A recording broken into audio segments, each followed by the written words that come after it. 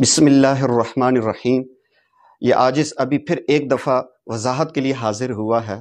آج supreme court of Pakistan کی جانب سے ختم نبوت کے حوالے سے جو اس وقت معاملہ چل رہا ہے، ایک اعلامیہ جاری ہوا، ایک وضاحت ہوئی ہے۔ اس کی ایک چیز پڑھ کے میں آپ کو، میرے سامنے وہ اعلامیہ کھلا ہوا ہے، میں آپ کو سنانا چاہتا ہوں۔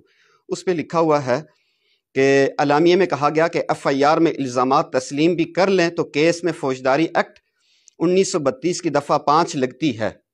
فوجداری ترمیمی ایکٹ کے تحت ممنوع کتاب کی نشر و اشاعت پر 6 ماہ قید دی جا سکتی ہے۔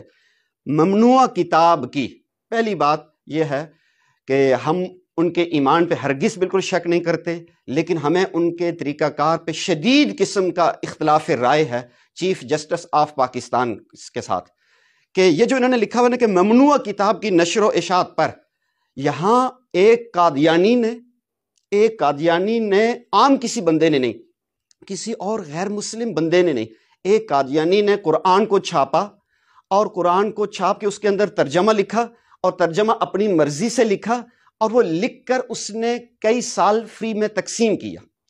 تو پہلی بات یہ ہے کہ ممنوع کتاب نہیں ہے، یہاں قرآن کا معاملہ ہے۔ دوسری بات ہے قادیانیت کا معاملہ ہے۔ اس نقطے کو ہم سمجھانا چاہ رہے ہیں پوری امت مسلمہ کو، کہ جو قانون کا سہارا لے کر چیف جسٹس آف پاکستان یا ان کے متعلقہ لوگ کہنا یہ چاہ رہے ہیں کہ ہم نے کوئی غلط بات نہیں کی ہے، کوئی غلط فیصلہ نہیں کیا۔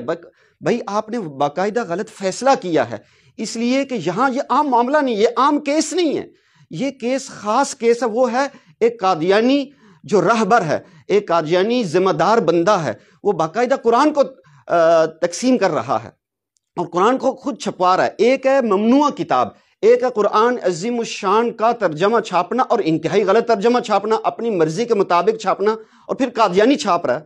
ہمارا چیف جسٹس آف پاکستان سے یہ گزارش یہ ہے کہ آپ اتنے سادے آدمی ہیں کہ قادیانیت کے بارے میں آپ جانتے نہیں ہیں کہ وہ ہمارے ملک کے، پاکستان کے، ہمارے آئین کے، ہمارے اسلام کے کتنے بڑے دشمن ہیں۔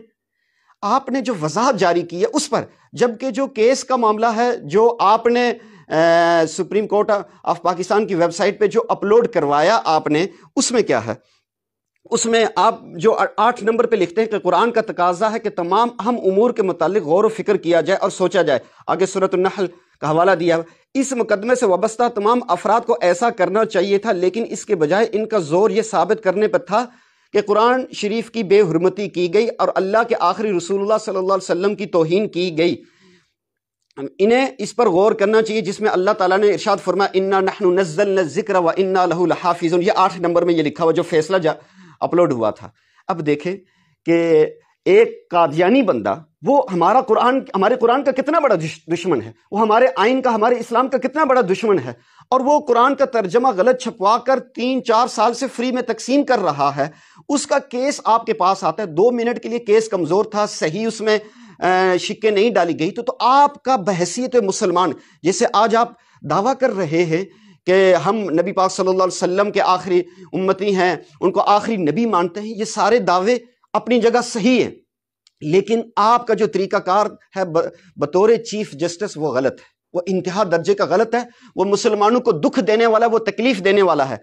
جو بھی سمجھدار بندہ قادیانیت کے مکر و فریب کو سمجھے گا، قادیانیت کے ہوشیاری چلاکی کو سمجھے گا، اور قادیانیت کے مکر و فریب، اور آج تک جو انہوں نے ملک پاکستان میں جس انداز میں نقصان پہنچایا، جو ان کو جانتا ہوگا، وہ آپ کی ان باتوں سے دکھی ہوگا، تکلیف میں وہ مسلمان جائے گا کہ آپ چیف جسٹس ہو کر آپ ایسا فیصلہ جاری کر رہے ہیں۔ اچھا، آگے 16 نمبر میں کیا لکھ رہے ہیں کہ ہمیں افسوس سے کہنا پڑتا ہے کہ مذہب کے خلاف جرائم سے نمٹتے ہوئے جذبات حقائق کی جگہ لے لیتے ہیں، جیسا کہ لگتا ہے کہ اس مقدمے میں بھی ہوا۔ ایسے لگتا ہے کہ آپ پہلے سے مسلمانوں کے خلاف اور اس قادیانی کی حمایت میں ایک ذہن، ایک سوچ بنا کے بیٹھے ہوئے تھے۔ اور آگے لکھا ہوا ہے نجی شکایت کنندگان ریاست کی جگہ آ جاتے ہیں، اگرچہ ان جرائم کی نوعیت ہی ایسی ہے کہ یہ کسی فرد یا نجی جائیداد کے خلاف نہیں ہے۔ مطلب اس سے آپ کیا کہنا چاہتے ہیں؟ آپ یہ کہنا چاہتے ہیں کہ قادیانی نے جو کچھ بھی کیا وہ کچھ بھی نہیں کیا؟ کیا آئین میں یہ چیز موجود نہیں ہے کہ یہ شاعر اللہ، شاعر اسلام کو استعمال نہیں کر سکتے؟ آپ کا فرض یہ بنتا تھا، ہمارا موقف یہ ہے، ہم مسلمانوں کا، ہم اہل دین کا، ختم نبوت کے خدام کا موقف یہ ہے کہ آپ کا بحیثیت مسلمان اور بحیثیت چیف جسٹس آف پاکستان ہونے کے ناطے آپ کی بڑی زیادہ ذمہ داری بنتی تھی کہ آپ اس قادیانی کو عبرت کا نشان بناتے، نہ کہ آپ اس کو 5,000 روپے کے عوض آپ اس کو رہا کرواتے. ٹھیک ہے، یہ بڑی ضروری خاص بات ہے. ہمارا آپ سے شدید اختلاف ہے. جب تک آپ اس بات سے پیچھے نہیں ہٹتے، آپ کو یہ بات سمجھ نہیں آتی کہ آپ نے قرآن شریف کی بے حرمتی واقعی یہ ہوئی ہے، آپ کو یہ بات سمجھ نہیں آتی، یا آپ کو یہ بات سمجھ نہیں آتی کہ آپ نے آئین کے خلاف معاملات کیے ہیں، تو ہمیں آپ سے اختلاف رہے گا. ہم آپ کے خلاف احتجاج دائرے کے اندر رہتے ہوئے کریں گے. اللہ پاک ہم سب کو سمجھ کی توفیق نصیب فرمائے. جزاکم اللہ.